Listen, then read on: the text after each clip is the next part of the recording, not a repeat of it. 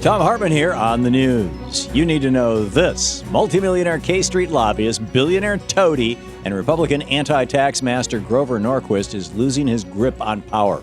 Realizing their backs are against the wall with the so-called fiscal cliff looming, a number of Republicans have come forward in recent days to disavow Grover Norquist's pledge to never raise taxes. Republican Senator Bob Corker appeared on CBS Sunday morning to say he is not obligated to obey Grover Norquist's pledge.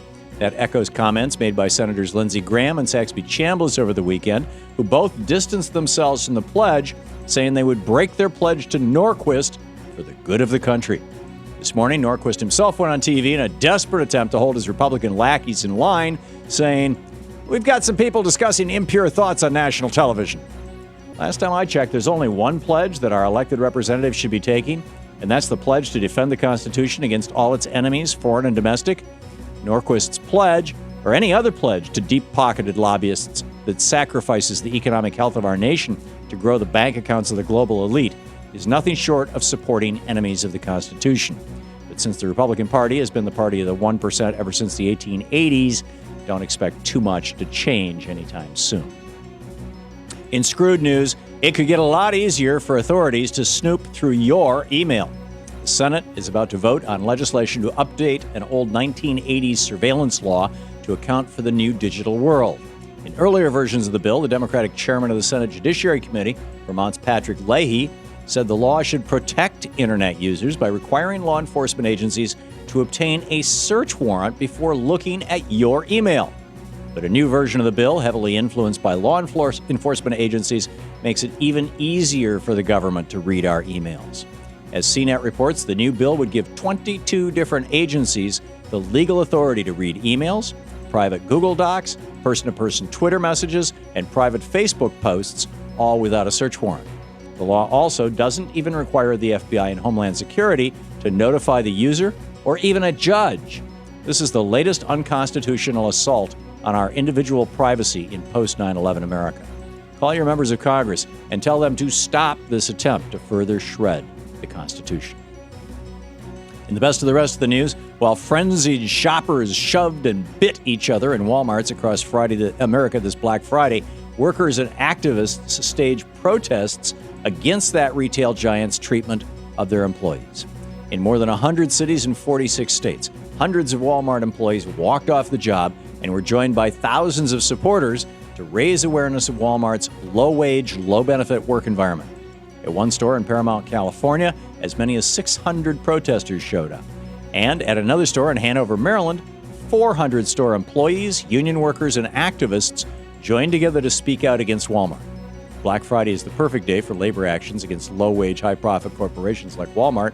If employee wages had kept up with employee productivity over the last 3 decades, Americans would be collecting bigger paychecks and wouldn't be so desperate to fight each other in this day after Thanksgiving gladiator sport our media and low-wage employees promote. So much for that 2014 withdrawal date from Afghanistan. The New York Times is reporting that senior officials within the Obama administration are working on plans to keep thousands of American military troops in Afghanistan beyond 2014. One scenario leaves up to 10,000 U.S. and several thousand NATO troops in Afghanistan after 2014 to assist with Afghan security forces and police. This is by far the longest war in our nation's history, and keeping more troops there beyond the withdrawal date is dangerously misguided. It's time for the president to stand up for the peace he talks about and also end the covert drone war that he doesn't talk about. The UN's climate chief had tough words for President Obama and the United States this weekend, urging the world superpower, us, to take the lead on global climate change. The top UN diplomat for international climate negotiations, Cristina Figueres, said in an interview that Hurricane Sandy is yet another wake-up call for the United States to curb carbon pollution. Figueres said, referring to actions on climate change, "It is quite a unique position that the United States is in, and one that, frankly, they have not responded to in a commensurate manner. If the United States does not strengthen its participation in the global climate regime under the newly reelected president, I think there will be increased frustration with the United States," end quote. She's right. But as long as oil barons control Washington, D.C., then there will be no serious action on climate change. The best way to end corporate America's outsized influence on our government is to go to movetoamend.org. And finally, Republicans in Florida are fessing up to it. The whole plan on Election Day was to suppress voters. Palm Beach Post is reporting that a number of former and current Republican officials in that state have admitted that laws that cut down on early voting had one main purpose: to cut down on voting. As Florida former Republican Party Chairman Jim Greer said, the Republican Party, the strategists, the consultants, they firmly believe that early voting is bad for Republican Party candidates. It's done for one reason and one reason only. We've got to cut down on early voting because early voting is not good for us, end quote. Former Republican Governor Charlie Crist said that while he was in office between 2007 and 2010, he was approached by Republican officials to cut down on early voting too. Expect these efforts to continue heading into the next election. And that's the way it is today, Monday, November 26th, 2012. I'm Thom Hartmann on the News.